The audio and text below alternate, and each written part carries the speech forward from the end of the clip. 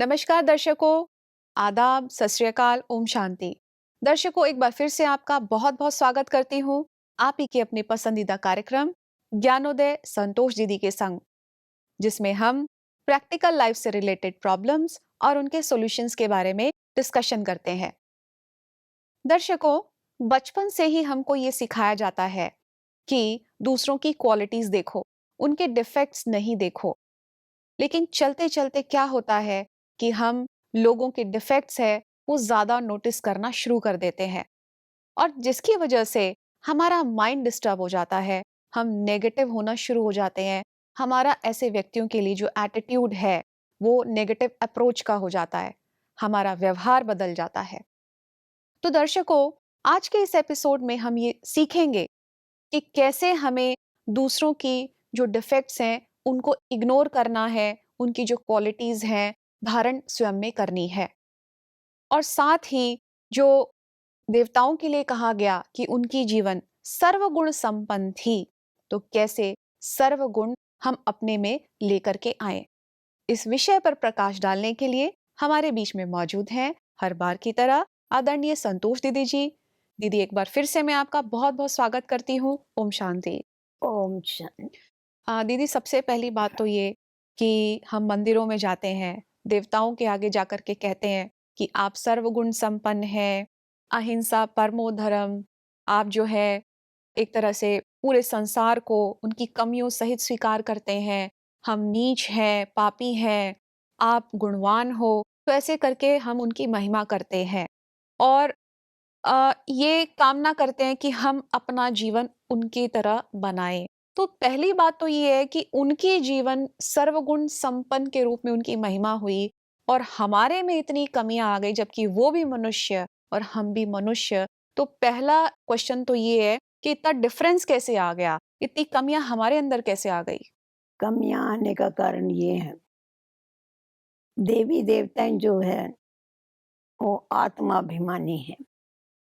इसीलिए आप देखो, उनके जो भी ऑर्गन्स हैं उसके साथ कमल जरूर शब्द लगाया जाता है। जी। हस्त कमल, मुख कमल, नयन कमल। जी। कमल का मतलब क्या हुआ?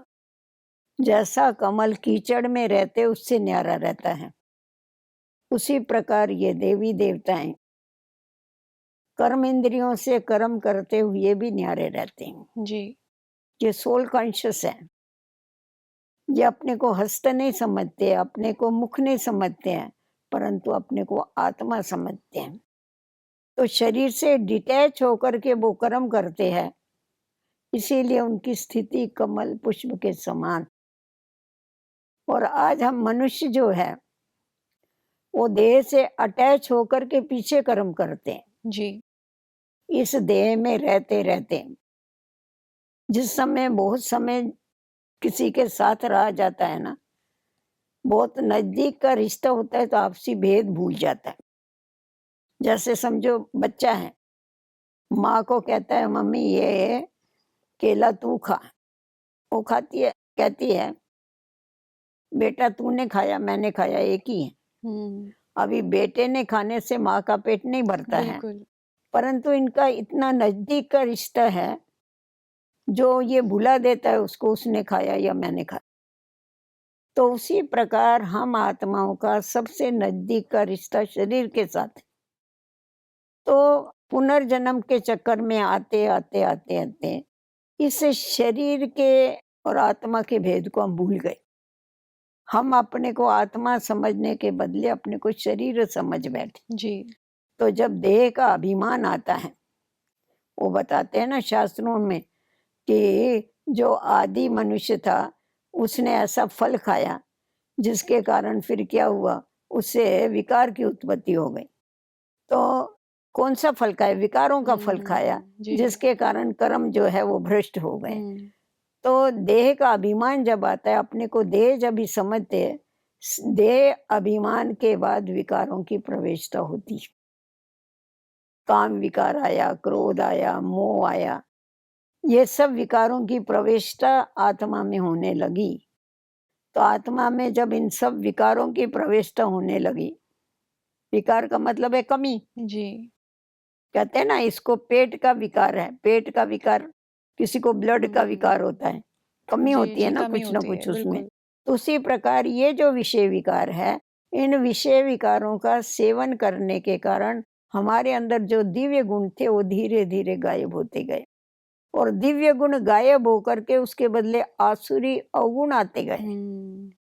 क्योंकि अभी जो पॉइजन पिएगा तो उसमें क्या होगा बताओ? जी, जी, पॉइज़न ही आएगा अंदर। पॉइजन ही आएगा, हुँ। उसके मुख से भी पॉइजन ही निकलेगा, सब जी, चारों उसके कर्म इंद्रियों में भी पॉइजन ही फैलेगा। जी, तो ये उनमें देवी देवताओं में और आज के मनुष्य में ये बहुत बड़ा अंतर है। जी, वो दिव्य गुणधारी है क्योंकि वो शरीर से डिटैच है, वो आत्माभिमानी है, और आज का मानव जो है वो अपने को देह समझ हुँ। के बैठा है, विस्मृति के कारण देह जी, समझ के बैठा है। जी, देह अभिमानी होने के कारण इसमें विकार है, कमियां हैं, मनोविकार। जी। दीदी ये तो बिल्कुल आपने सही बताया कि एक क्या कहेंगे आपने जो उत्तर दिया इस चीज़ का एक तरह से रूट को पकड़ा आपने कि सोल कॉन्शियस स्टेज या फिर आत्माभिमानी स्थिति ही सर्वगुण संपन्न बनने का एक तरह से आधार है। अ, आज के टाइम में दीदी हम कोशिश भी करते हैं प्रैक्टिकल लाइफ में सोल कॉन्शियस बनने की, लेकिन फिर भी हमें लोगों की कमियाँ ज़्यादा नज़र में आती हैं। तो हम लोगों की कमियों को ज़्यादा ना नोटिस करके हम उनके गुणों को देखें, अपने अंदर धारण करने की कोशिश करें, तो उसके लिए हमें क्या करना चाहिए? देखो ऐसा है बहन, पहले तो हमको ये फाइनल करना पड़ेगा अपने मन से कि मैं किसका ग्राहक हूँ। मैं गुणों का ग्राहक हूँ या अवगुणों का ग्राहक। जी, आज मेरे को कपड़ा खरीद करना है, मैं बाजार में जाती हूँ।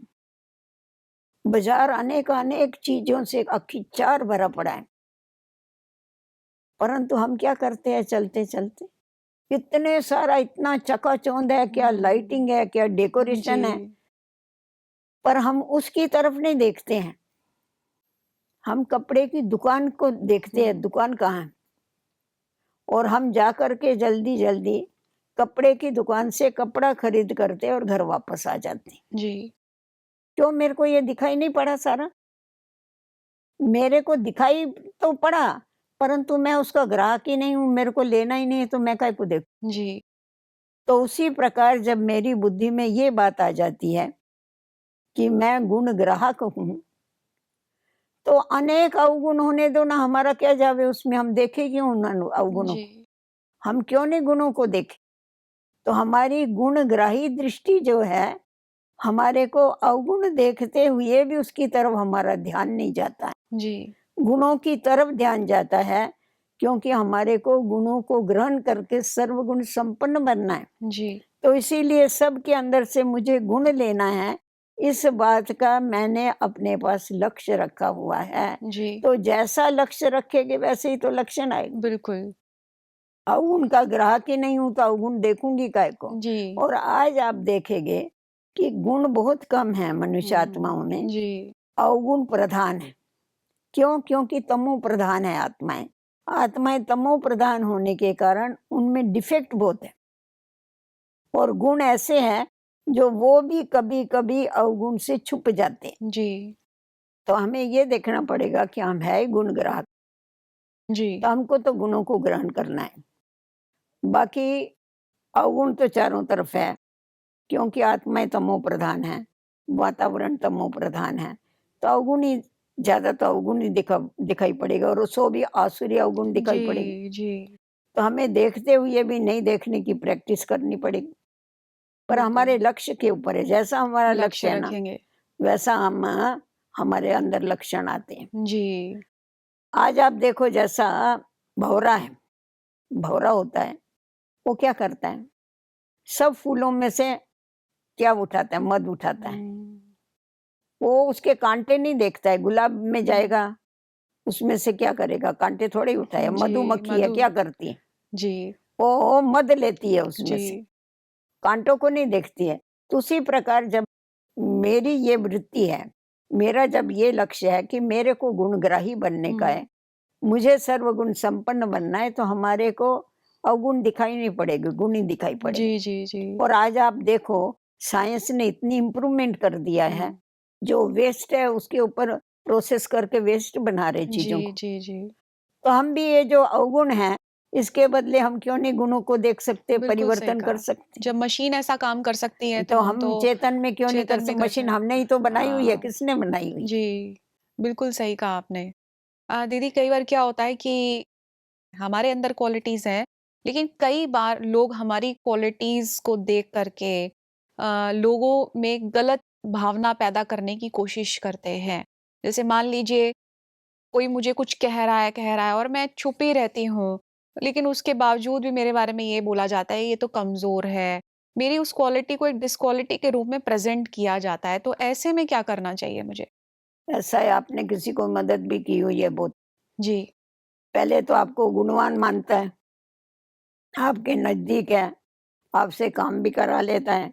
जब भी उसका स्वार्थ पूरा हो जाता है, तो आप में जो गुण है, वो अवगुण में उसको परिवर्तन कर डालता है। जी, बिल्कुल। तो आज ये दुनिया सारी स्वार्थी है हुँ, और वो फिर क्या करते हैं, अपना स्वार्थ पूरा होने के बाद फालतू बिगर मतलब की बातें करते हैं। जी। तो ऐसे समय पर हमें उसकी तरफ ध्यान नहीं देना चाहिए।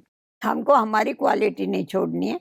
कुछ बोलने वाले आज देखो बहन, मारने वाले का हाथ पकड़ सकते हैं, बोलने वाले का मुँह कोई नहीं पकड़ सकता। हाँ, बिल्कुल, बिल्कुल। तो जब हम उसका मुँह पकड़ ही नहीं सकते तो उसकी आवाज़ की तरफ क्यों जाओ? आवाज़ कितना समय रहता है? हुँ। थोड़ा समय रहता है फिर वापस बंद हो जाता है और क्या है? जी, जी, जी। तो ऐसे में जो व्यक्ति इस तरह से करते हैं, तो मेरा भावना और मेरे जो थॉट्स हैं, ऐसे व्यक्तियों के लिए होने क्या चाहिए फिर? हमारे तो शुभ थॉट ही होने चाहिए कि ये जो व्यक्ति है ये भी गुणवान बन जावे। बिल्कुल। अभी ऐसे जो व्यक्ति होते हैं जो बहुत बुराई करने वाले हैं, हम देखो रास्ते में से जा रहे हैं, वहाँ कचरे का ढेर पड़ा है तो हम क्या करते हैं? साइड हो उसके जाते आगे हैं। खड़े होते हैं, नहीं, साइड हो जाते हैं। नाक बंद करके वहाँ से भाग जाते हैं। बिल्कुल। तो थोड़ा ऐसे लोगों से साइड करना ज़्यादा अच्छा है, जी, जी, जी, जी। समझा? जी। और अगर हम सारा समय उनके अवगुण देखते रहेंगे बहन, तो हमारे अंदर वो अवगुण जम जाते हैं। बिल्कुल।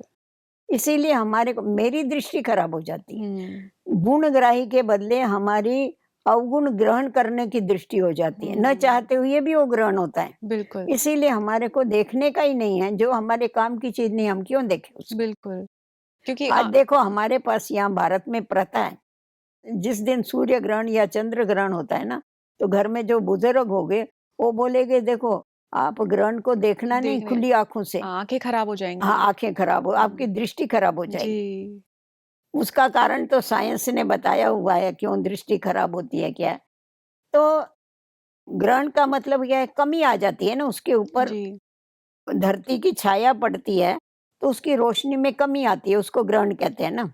जी, जितना जी। छाया होगी उतनी कमी हो जाती है। कमी को देखने से उसका इफ़ेक्ट मेरे आँखों के ऊपर होता है। जैसा स्थूल आँखों के ऊपर उस ग्रहण का इफ़ेक्ट होता है ना, तो वैसा ही ये जो कमी कमजोरियाँ हैं, अवगुण जो है, ये आत्मा के ऊपर ग्रहण है। तो अगर हम सामने वाली आत्मा, सामने वाली व्यक्ति का ये ग्रहण देखते हैं ना, तो क्या हुँ, होता है, हमारी दृष्टि खराब हो जाती है, हुँ। गुणग्राही के जी। बदले हमारी दोष दृष्टि हो जाती है। तो उसके लिए हम खुद क्यों बीमार हो जावे दूसरे को देख? बिल्कुल। जी, जी, जी, जी। हमारे को अपनी नज़र को सँभालने की आवश्यकता है। जी। हम देखें क्यों? हम उससे तो साइड हो जावे, ये करें। जी, जी, जी। बहुत अच्छी बात आपने बताई कि एक तरह से ग्रहण का जो आपने एग्ज़ाम्पल दिया कि कैसे हमारी दृष्टि में दोष आ जाता दोष है। आता है। बहुत अच्छी बात आपने बताई। और दीदी जैसे आपने अभी ये बताया था कि जब हम आत्म अभिमानी बनते हैं, तब हमारे अंदर जो है गुण आना शुरू हो जाते हैं। तो मेरा अब यही प्रश्न है कि अपने जीवन को हम सर्वगुण संपन्न और किस तरीके से सहज रीति से बना सकते हैं? देखो उसके लिए हमारे को हमेशा लक्ष्य ये रखना चाहिए कि हमारे अंदर हम आत्माएँ जो है ना, हमारे आदि और अनादि संस्कार अलग हैं। ये जो अभी के जो हमारे संस्कार है, ये सृष्टि के मध्य वाले संस्कार है, द्वापर वाले संस्कार है। परंतु वास्तव में मैं जो आत्मा हूँ, मैं देव आत्मा हूँ क्योंकि हम भारतवासी देवात्माएँ हैं। तो हमारे अंदर वो गुण है, परंतु वो अभी सुसुप्त हो गए। जी। उनको मुझे फिर से जागृत करना है। तो मुझे क्या करना पड़ेगा? स्मृति लानी पड़ेगी। जितनी जितनी मेरे अंदर ये स्मृति आती जाएगी ना कि मैं महान आत्मा हूँ, मैं श्रेष्ठ आत्मा हूँ, मैं परमात्मा की संतान हूँ, मैं देवात्मा हूँ, तो जितनी जितनी ये स्मृति आएगी ना, तो मेरे अंदर वो समृद्धि आ जाएगी, शक्ति आ जाएगी, जिस शक्ति के आधार पर क्या होगा, मैं उन दिव्य गुणों को अपने जीवन में धारण कर जी, सकेंगे। जी, जी। तो लक्ष्य रखना पड़ेगा हमारे को पक्का कि हमारे को ऐसा बनना ही है। तो जब हम लक्ष्य रखते हैं और हमारे को पुरानी स्मृति आ जाती है, तो हमारे अंदर वो धीरे-धीरे परिवर्तित होता है। हर एक आत्माओं का निजी गुण पवित्रता है, जी, जी, जी। निजी गुण उसका शांति है, तो मेरे को उस निज गुण में स्थित होना है। जी। दीदी ये जो शब्द आता है सर्वगुण संपन्न, तो सर्वगुण होते क्या-क्या हैं? सर्वगुण तो बहुत गुण है, उनको कितना वर्णन करेंगे हम। जी, फिर भी जो मुख्य हो वो कौन से हो सकते अभी हैं? मुख्य गुण हर्षित मुखता है, गंभीरता है, हाँ, सहनशीलता है, बहुत है गुण। जी। तो जो भी आप वो तो वह जितना भी करो उतना कम है गुणों को। जी, जी, जी। प्रैक्टिकल लाइफ में दीदी क्या होता है कि जैसे मान लीजिए घर परिवार है या हम कहीं इकट्ठे संगठन में रहते हैं, तो भले किसी की 10 क्वालिटीज़ भी होंगी, लेकिन एक यदि उसका अवगुण है, तो वही हम चिंतन चित्त पे धरते रहेंगे और उसकी वो जो कमी है, हम लोगों के सामने भी बढ़ा-चढ़ा के बताते रहेंगे। तो सबसे पहली बात तो ये कि हम इतना नज़दीक रहते हैं, बार-बार हमें उसकी कमज़ोरी या डिफ़ेक्ट है वो नज़र अभी की आ तो रहा दिखाई है। पड़ती है पर पुरानी बातें भी याद आती हैं, जी, जी, जी। जी, पुरानी बातें भी याद आती। क्योंकि तो क्या होता ऐसे है समय पर तो अपने को ज्ञान से ठीक कर सकते हैं। हाँ, दूसरों की इतने उसमें गुण हैं, जी, उसके बदले हम उसके गुण न देख के अवगुण देखते हैं। ये उसकी कमी नहीं है, मेरी मेरी कमी है। कमी है, बिल्कुल। मेरी नज़र में कमी है, जी, मेरी नज़र दोष दृष्टि वाली है, जी। मेरे को मेरी दृष्टि को ठीक करने की आवश्यकता है। जी, जी, जी। तो जब हम अपनी दृष्टि को ठीक कर लेते हैं, तो हमारे को गुण दिखाई पड़ते हैं, नहीं तो नहीं दिखाई पड़ते। और इसका विपरीत भी होता है कई बार कि हम तो दूसरों के पॉजिटिव क्वालिटीज़ देख रहे हैं, लेकिन सामने वाले हमारी कमियाँ ही देखे जा रहे हैं, कमियाँ ही देखे जा रहे हैं। हम फिर ये लोगों को कहते भी हैं कि हम तो किसी की डिफेक्ट्स देखते नहीं हैं, लोग हमारे डिफेक्ट्स को देखते हैं और लोगों के बारे में निंदा करते हैं। तो ऐसे में फिर हम क्या करें, जबकि देखो हम नहीं हमेशा कर रहे ऐसा काम? देखो ऐसा कहा जाता है, निंदा हमारी जो करे मित्र हमारा सो बने। जी, जी, जी। आज अगर हमारे अंदर कमियाँ हैं, मेरे को मेरी कमी नहीं दिखाई पड़ती है, पर सामने वाला जब भी वो रियलाइज़ कराता है कि हुँ, ये तुम्हारे में कमी है जी, या हमारे लिए बोलता है तो हमारा खुद के ऊपर ध्यान जाता है। तो वास्तव में वो मेरा दुश्मन नहीं है, वो मेरा मेरा मित्र है। सच्चा मित्र है। जी, मतलब ऐसे में हमको तो पॉजिटिव एटीट्यूड रखना उसके लिए चाहिए। नफ़रत नहीं करनी चाहिए, उसके लिए हाँ, दिल से थैंक्स बोलना चाहिए। किसने अच्छा किया, मेरा ध्यान खिंचवाया। जी, तो हम जब भी अपने को चेक करते हैं, जितना वो बोलता है उतना नहीं होगा, पर थोड़ा डिफेक्ट तो ज़रूर होगा, इसलिए उसको बोलने का चांस मिलता है। जी।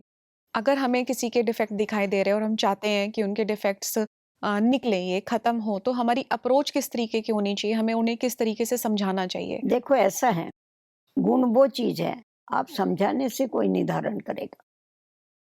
गुणों का दान ये बहुत बड़ा दान है और गुणों का दान कर्मों से किया जाता है।